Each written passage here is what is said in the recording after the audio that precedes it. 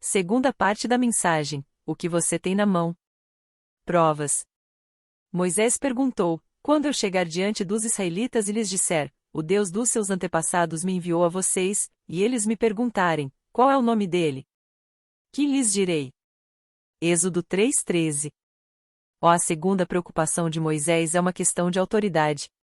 Moisés estava acostumado a ver todos os deuses egípcios com um nome. Ele precisava de um nome para apresentar, não conhecia um Deus sem nome. Falar apenas dos antepassados, nomes de pessoas comuns, não era suficiente, embora esses nomes carregassem promessas de Deus, de tal forma que somente pelos nomes os israelitas saberiam de qual Deus Moisés estava falando. Diante desse questionamento de Moisés, Deus respondeu, disse Deus a Moisés, eu sou o que sou. É isto que você dirá aos israelitas, eu sou me enviou a vocês. Êxodo 3:14. Deus simplesmente afirmou sua existência como eu sou. Não importa o nome, mas sim quem ele é. Os outros deuses simplesmente não existem. Deus está declarando que ele é o único e poderoso Deus e que cuida do seu povo. O testemunho do seu povo carrega a sua identidade.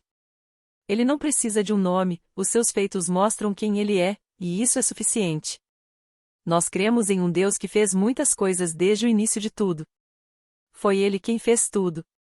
Deus quer mostrar para Faraó que ele é o Deus Todo-Poderoso, e não existe outro além dele. Ordem reforçada.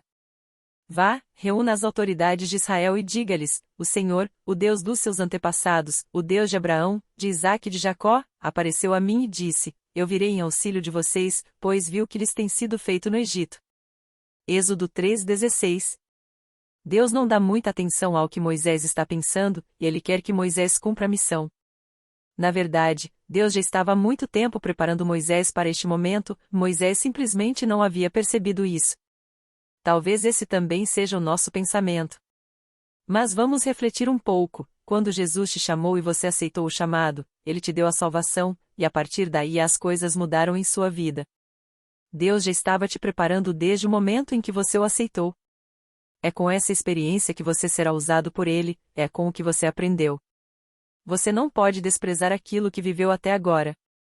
Talvez você não tenha um entendimento bíblico profundo para ensinar alguém, mas certamente pode compartilhar o que Deus mudou em sua vida, seu testemunho pessoal. Isso pode começar a mudar a vida de alguém. Então, eu te pergunto, o que você tem em mãos? Moisés tinha apenas um cajado, e Deus usou esse cajado para realizar sinais diante de Faraó e do povo. Esse cajado não era santo nem especial, era um cajado comum, uma vara. Mas Deus queria mostrar para Moisés que ele não precisaria de mais nada além de Deus para realizar todas as coisas que precisava. Para cumprirmos a missão de Deus, não precisamos de dinheiro, de muito estudo, ou de algo miraculoso, é apenas uma questão de nos colocarmos à disposição de Deus. O que você tem para usar? É o seu testemunho de vida? São as bênçãos que Deus te deu? São os livramentos dos quais você viu a mão de Deus sobre você? Pense bem, você tem algo para oferecer. Será um abraço para dar a alguém, um alimento, um momento apenas para ouvir alguém? O Evangelho em sua essência é muito simples, mas viver o Evangelho é complicado, e exige muito de nós. É claro que temos muitas coisas em nossas vidas, problemas, cargos, ministérios, ocupações na igreja, eventos e tudo mais. No entanto, a pregação não exige muito, ela começa com um testemunho. Pessoas foram curadas quando Jesus estava aqui na terra, e elas tinham apenas isso para falar, mas com isso conquistaram outras pessoas para Cristo. A Bíblia não garante que será fácil. Deus fala para Moisés, eu sei que o rei do Egito não os deixará sair, a não ser que uma poderosa mão o force. Por isso estenderei a minha mão e ferirei os egípcios com todas as maravilhas que realizarei no meio deles. Depois disso ele os deixará sair. Êxodo 3:19-20. Deus é claro conosco, ele não diz que será fácil, mas garante a vitória. Veja o que Deus fez, e farei com que os egípcios tenham boa vontade para com o povo, de modo que, quando vocês saírem, não sairão de mãos vazias. Todas as israelitas pedirão às suas vizinhas e às mulheres que estiverem hospedando em casa objetos de prata e de ouro, e roupas, que vocês porão em seus filhos e em suas filhas. Assim vocês despojarão os egípcios. O Êxodo 3:19-22. Provas do poder de Deus. Moisés respondeu, E se eles não acreditarem em mim nem quiserem me ouvir e disserem, o Senhor não lhe apareceu? Êxodo 4:1. Deus, para ajudar Moisés, realiza 3 provas com ele. A primeira é o cajado se transformando em uma serpente voltando a ser cajado novamente, Êxodo 4 do 3 ao 5.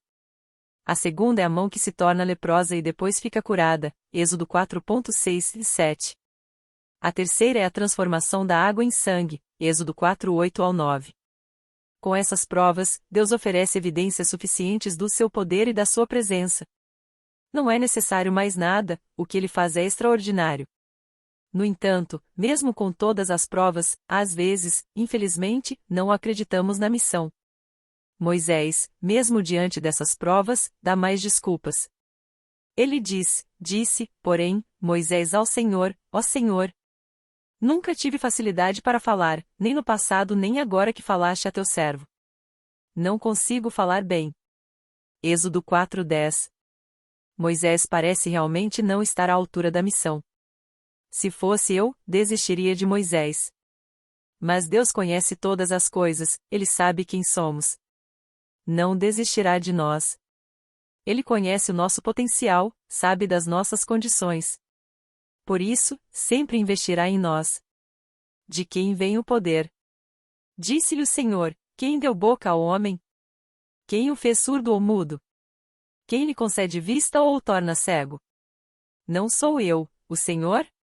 Agora, pois, vá, eu estarei com você, ensinando-lhe o que dizer. Êxodo 4 do 11 ao 12. Mesmo diante disso, Moisés parece desistir. Ele respondeu-lhe, porém, Moisés, a Senhor. Peço-te que envies outra pessoa. Êxodo 4:13. Isso acontece com frequência, pedimos para que outra pessoa seja enviada em nosso lugar, tentamos nos esquivar do chamado de Deus, queremos passar a responsabilidade para outro. No entanto, Deus chamou Moisés e não outro, e ele seria usado. Então, Deus finaliza sua ordem colocando um auxiliar com Moisés, seu irmão Arão. Deus tira as desculpas de Moisés e coloca Arão para falar, ele seria o porta-voz de Moisés diante do povo. E Deus dá mais uma recomendação: e leve na mão esta vara, com ela você fará os sinais miraculosos. Êxodo 4:17. Depois, Moisés volta a Jetro, seu sogro, e lhe diz: preciso voltar ao Egito para ver se meus parentes ainda vivem. Jetro lhe respondeu: vai em paz. Êxodo 4:18. Leve o cajado, leve o que você tem, comece a fazer com o que você tem em mãos. Não arrume desculpas, não corra da vontade e da missão de Deus. Não se preocupe com o que vão falar, se vão duvidar, se não vão aceitar, ou se algo parecer que vai dar errado. Todas essas coisas podem acontecer, mas o Deus que te chamou garante e vai contigo até o fim. Que Deus abençoe a sua vida e que você possa cumprir o chamado de Deus para a tua vida e a missão de Deus, que é pregar a salvação para as pessoas. O que você tem na mão? Cláudio H.C. Duarte. Se inscreva no canal para receber novidades, aperte o sininho para ser avisado quando surgir mensagens novas. Compartilhe esse áudio, fazendo isso você está divulgando a palavra de Deus, às vezes compartilhamos tantas coisas que não são úteis, nos ajude curtindo para que o engajamento seja maior. Deus abençoe sua vida. Siga l.com.br